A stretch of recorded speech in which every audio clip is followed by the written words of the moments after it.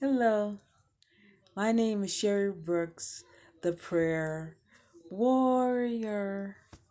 Yeah, I'm still praying for the world as I always do.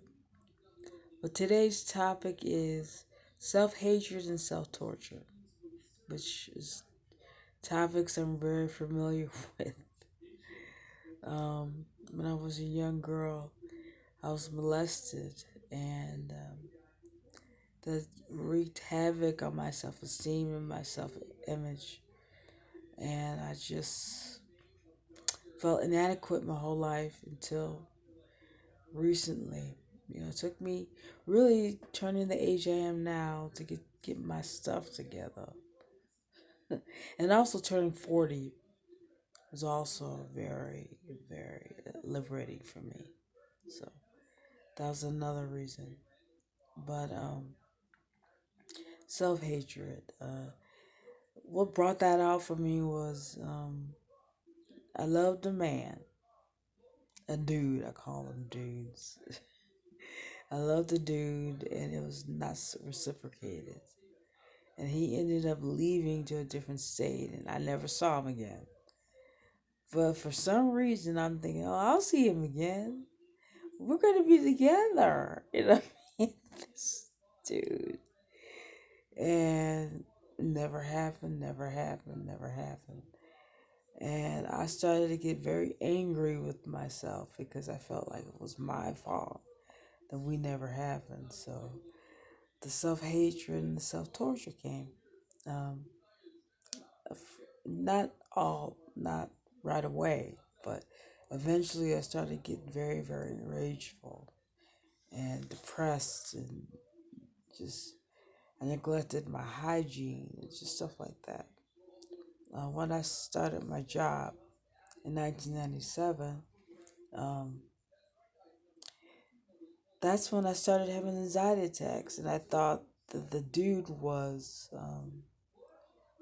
in my head talking to me. Not good. He wasn't saying the best things either. You know, you're gonna lose your job, you're gonna be homeless, and blah blah blah. You're not good enough, blah blah blah blah blah. And that is something that I think I like that. For some reason, I really do think because I had such low self esteem that I deserved to feel that way about myself. Um, and stayed with me for a long time. But I met my future husband, Edward Lewis, in 1998. And I think that the reason why we argued so much is because he was always feeling jealous and hurt that I was thinking about some dude and I was with him, you know. But in 2001, he sat me down. It's like, Sherry, this is not going to work. You're not going to be with this dude. You don't even know where he's at. He doesn't even know who you are. Let it go. And something inside me clicked. It's like, I have to do this. I cannot continue to just think about this guy for and there's nothing coming back. It's not a real relationship. I remember God told me, I heard him, he said, you're playing the fool. And I remember I was just like, no, I'm not. God, I'll grudge you with him. But in that case, I was playing the fool. But it took me a long time after that for it to, what Edward said, to really set in and for me to really be ready to let that go. But years and years and years, but I did let it go. The result of me loving him so much was me going in and out of hospitals. Yeah. But once I got rid of that, I stopped going to hospitals.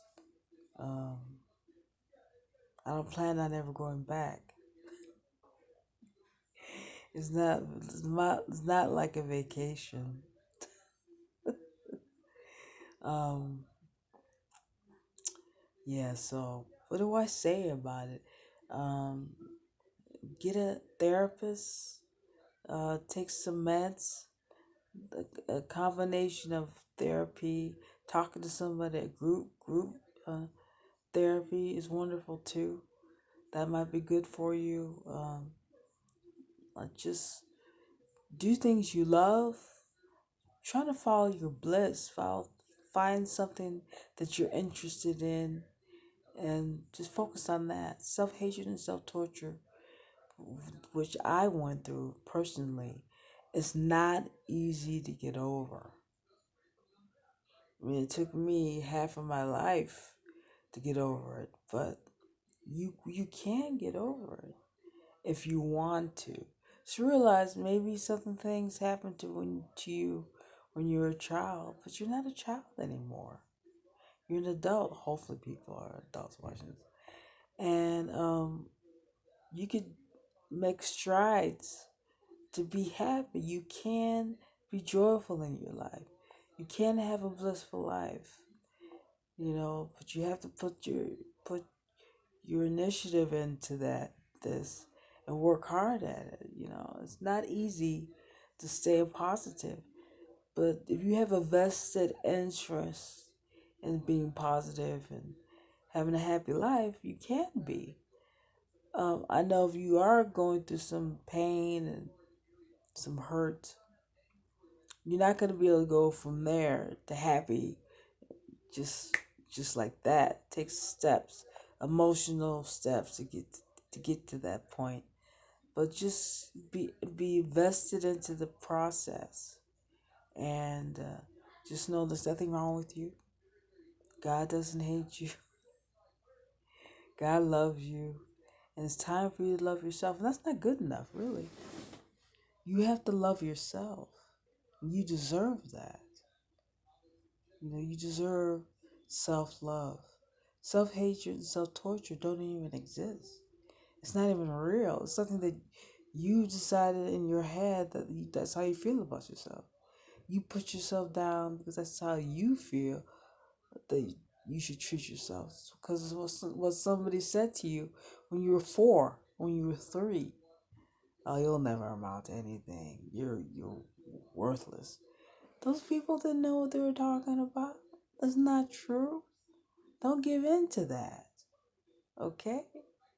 I mean, when I was a kid, my father said beautiful things to me, but I had such low self esteem because I was molested, it didn't register.